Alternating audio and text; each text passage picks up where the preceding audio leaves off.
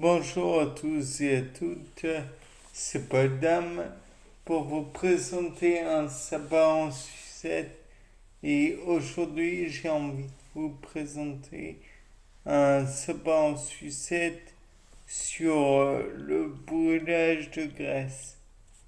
Bon, alors déjà il faut savoir que la graisse c'est pas un désavantage. Au début, la graisse était utile parce que c'était une réserve d'énergie que nous conférait la nature. C'est en ayant un mode de vie sédentaire que l'on a augmenté les désavantages, dirons-nous, de la graisse. À la base, on n'avait pas ce problème de on mange trop, on ne fait pas d'exercice. Bah, si vous faisiez de l'exercice, ça serait mieux. De plus, un petit régime, c'est parfois indispensable. Ce n'est pas les, comment dire, les produits brûleurs de graisse, la DNPH par exemple.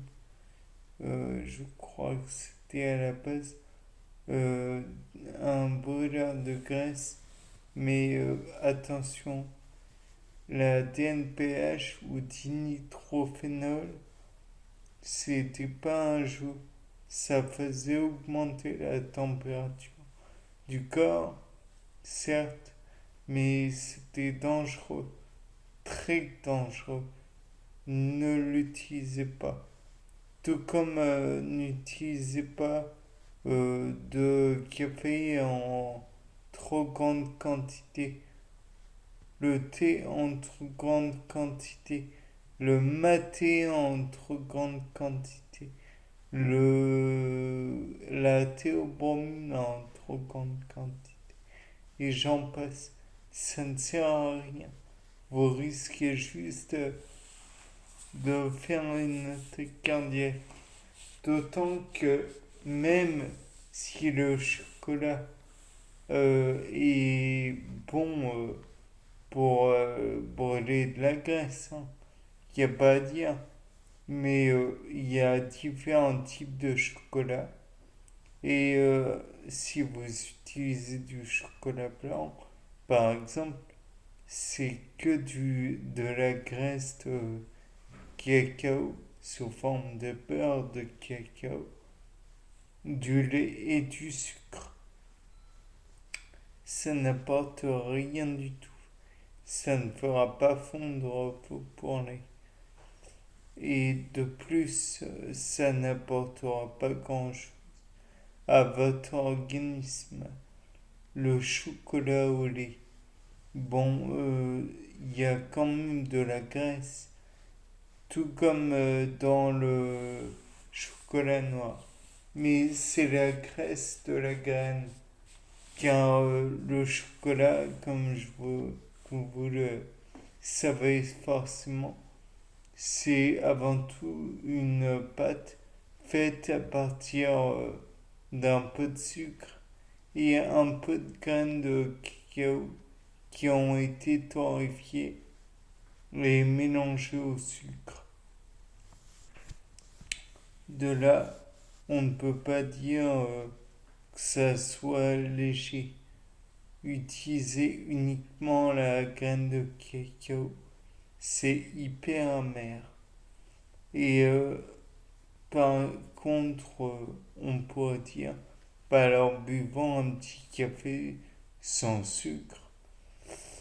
Donc oui, le truc c'est que le café sans sucre, ça, ça apporte des petites choses, mais faut pas exagérer non plus, hein. C'est pas en buvant une tasse de café sans sucre que vous allez mincir d'une centaine de kilos au moins dans la journée. Non. Il faut. Et puis, pareil pour le thé. Bon, bien sûr, ça fait fondre un peu la graisse, mais c'est pas non plus merveilleux. C'est pas en buvant une tasse ou deux par jour que vous allez perdre de la graisse. En grande quantité, j'entends.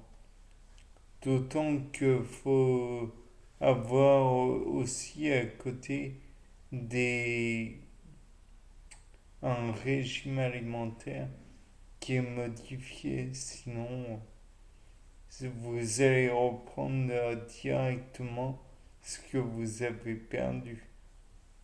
De plus, le fait est que on pourrait penser, bah, dans ce cas, si c'est la quantité qui est trop faible, on va en prendre plus. Très mauvaise idée.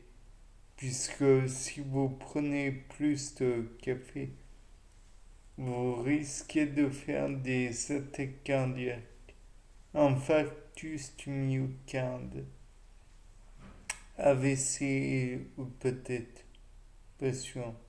Enfin, dans tous les cas de figure, abuser de café, de thé ou de quoi que ce soit, c'est jamais bon. De plus, on pourrait dire dans ce cas, bah, on va prendre un petit maté, yerba maté pour les intimes. Donc, yerba maté, c'est une plante que l'on utilise au Brésil, par exemple. C'est entre autres au Brésil, mais pas que. Donc, on en utilise, on fait des infusions avec, et ça a un goût qui est particulier, naturellement, comme le café a un goût particulier. Il faut être habitué à la chose pour convenir de l'idée que c'est pas mauvais. Et puis il y a aussi le guarana qui contient de la guaranine.